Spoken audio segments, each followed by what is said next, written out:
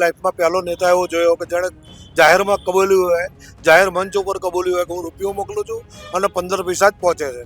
આજના નેતામાં એ તાકાત નથી. રાજીવ ગાંધી સાહેબનું કામ સારું જ હતું. કોંગ્રેસ આવી ત્યારથી સારું કામ, અમે કોંગ્રેસના રાજમાં જ મોટા થયા છીએ અને અમને બધી સુવિધા બી પણ મળતી હતી. અત્યારે મોંઘવારી બહુ છે. ગાંધી પછી આ સરકાર આવ્યા પછી ભાજપ આવ્યા પછી એ સારું છે, કંઈ ખોટું નહીં, પણ મોંઘવારી વધતી જાય છે. દેશના પૂર્વ વડાપ્રધાન રાજીવ ગાંધીની આજે 80મી જન્મ જયંતિ છે, ત્યારે હાલમાં લોકો રાજીવ ગાંધી અંગે શું કહી રહ્યા છે, તેમજ રાજીવ ગાંધીની જે સત્તા ચલાવવાની જે રીત હતી, તેમજ હાલના જે સત્તામાં બેઠેલા જે નેતાઓ છે તે બંને વચ્ચેનો ફરક શું છે, લોકો શું માની રહ્યા છે, ચાલો જાણીએ તેમની પાસે. સાગર દેસાઈ મારું નામ છે. ઇન્દિરા ગાંધીજીના ગયા પછી અચાનક બેસવાનું થયું. એ પાયલોટ હતા, અચાનક જવાબદારીઓ આવી ગઈ એમની, પણ એમનું વર્ક સારું હતું.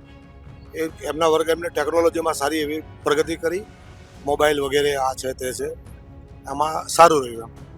મારી દ્રષ્ટિએ એ હું ઓપિનિયન એવો આપી શક્યો. તમને સૌથી વધારે કયા સારા કામો લાગ્યા? એમના ટેકનોલોજીના કામ સારા હતા અને ગરીબોના બેલી હતા. એ અમારી લાઈફમાં પહેલો નેતા એવો જોયો કે જેણે જાહેરમાં કબૂલ્યું હોય, જાહેર મંચ ઉપર કબૂલ્યું હોય કે હું રૂપિયો મોકલું છું અને 15 પૈસા જ પહોંચે છે.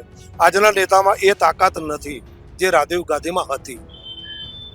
હાલના નેતા અને રાજીવ ગાંધીમાં આ ફરક, that is called different between Rajiv Gandhi and others. Kanjibhai Desai.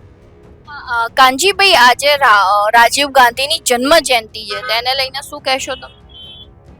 Indira ગાંધીને મરી ગયા પછી રાજીવ ગાંધી પર જે જવાબદારી આવી, એમને જવાબદારી એમની રીતે સારી નિભાઈ.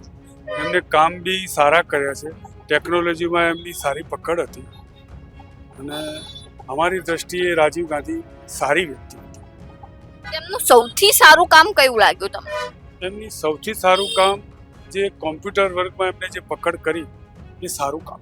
આમ છે અંકલ તમારું? બાબુભાઈ દેસાઈ.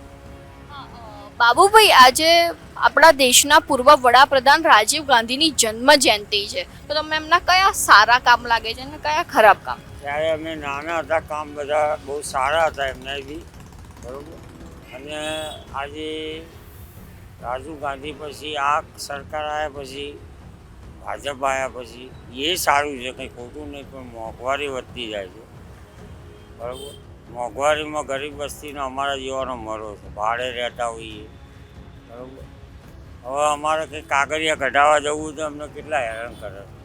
આ સહી બાકી છે, આ સહી બાકી, નોકરીના દિવસ પાડીને જવું પડે. રાજીવ ગાંધીમાં અને આજના નેતાઓમાં ફરક શું છે? ફરક એ કે આ મોંઘવારીના હેરાન કરી છીએ, ધક્કા ખવડાવી છીએ, બીજું કોઈ તકલીફ નહીં. રાજીવ ગાંધીનું કયું કામ તમને સૌથી વધારે સારું લાગે? ત્યારે તો અમે નાના હતા, પણ અમારા ડોહાઓ કહેતા હતા કે મોંઘવારી ઓછી હતી ને તંત્ર સારું હતું. અને રાજીવ ગાંધીનું કયું કામ વધારે સારું લાગ્યું ને કયું ખરાબ લાગ્યું?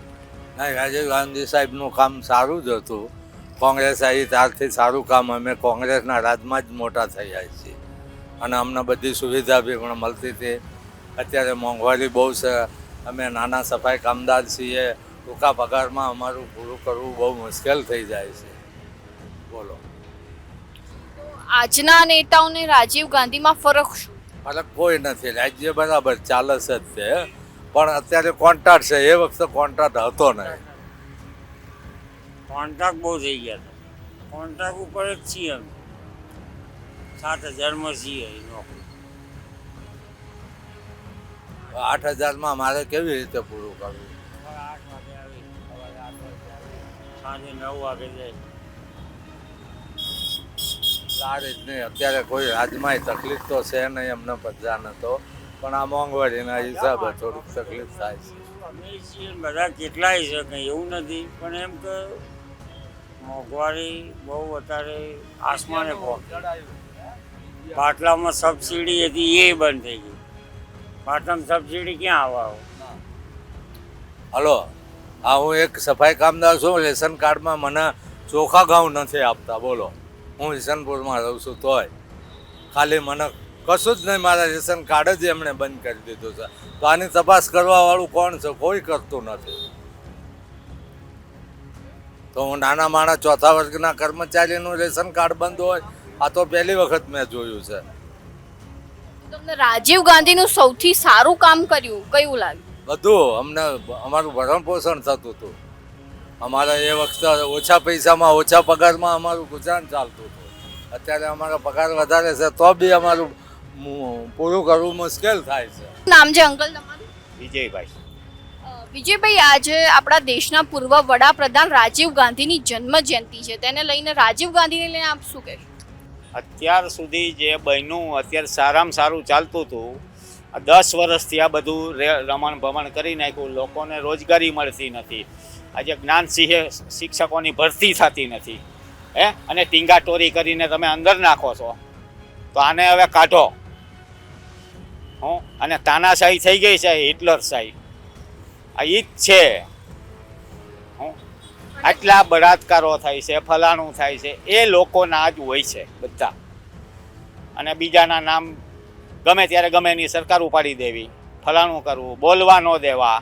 કાંઈક તો મીડિયાવાળા અમુક, તમારું નથી કહેતો, બીજા મીડિયાવાળાએ જ આ ભાઈને ચડાવી દીધો છે. પૈસા એવડા દેતા હતા એને, એટલે એ જેમ ઓલી સ્ક્રિપ્ટ લખીને આપે એ બોલતા હતા. તમને સૌથી વધારે રાજીવ ગાંધીનું કયું કાર્ય ગમ્યું? એકદમ તાનાશાહી. ખાતો નથી, ખાવા દેતો નથી. ભાવતા ભોજનો મળી ગયા બધાય 56 જાતના. એટલે બસ હવે લોકોની આજે બેરોજગારી એટલી છે, અને વિશ્વગુરુ થવું, આમ થવું છે, ફલાણું થવું છે. આ બધું રહેવા દો. લોકશાહી હોય, લોકશાહી કહેવાય. આ તો પાકિસ્તાન જેવું થવાનું છે આ ઇન્ડિયાનું, જો આ હજી 5 વર્ષ કાઢે તો. અને શ્રીલંકા જેવું જ થશે. એટલે કોંગ્રેસનું કાર્ય સારું હતું એવું? કોંગ્રેસનું કાર્ય સારું જ હતું ને. અત્યાર સુધી જે બનાવ્યું, આજે આને જે બનાવ્યું એ આ બધું વેચી નાખ્યું. આને આ બધું આને વેચી નાખ્યું. આ કાંઈ ઘરેથી આનું હતું કોઈનું? અત્યારે જે છે એનું હતું પ્રોપર્ટી. કોની હતી? આપણા બધાની હતી, ટેક્સના પૈસાની હતી. આજે જે BSNL અદાણીને 16 લાખ કરોડ રૂપિયા માફ કરી દેવા. સ્કૂટર હતું 2000 રૂપિયાનું. સેબીમાં એવડી ક્લીન ચીટું દઈ દેવી. અગાઉ બધું તમારે ટ્રીપ આપી દેવી કે પૈસા લગાડો. હમણાં જ ઇલેક્શન ગયું, બિચારા પબ્લિકની દઈ મારી, કેટલા પૈસા ગયા. કહીએ સરકાર આવે છે ને આમ છે ને આવે છે, એટલે બધી કે અપ થઈ જાય ને ઓલું થઈ જાય. હવે આ ઝડપથી જાય ને તો કાંઈક 2-5 વર્ષમાં પાછું, હજી 10 વર્ષ વયું ગયું પાછું રિટર્ન. એટલે કોંગ્રેસમાં બધી વસ્તુઓ નથી જોવા. સારું જ હતું ને. આટલી કાંઈ નાગાઈ નહોતી. આટલી નાગાઈ નહોતી. બોલવાની કોઈને હતી, છૂટ હતી ને બધાને બોલવાની. આજે તમને આજે આંદોલનો કરો તો આંદોલનની છૂટ હતી ને, અત્યારે છે આંદોલનની છૂટ છે? સીધા અંદર દંડા ખાવાના. શિક્ષણ જગતમાં આજે એટલી જે પ્રાઇવેટ સ્કૂલો હતી બધી બંધ કરી દીધી. અને આપણી જમીનો, આ ટેક્સની જમીનોમાં ભાગીદારી કરી નાખી બધા.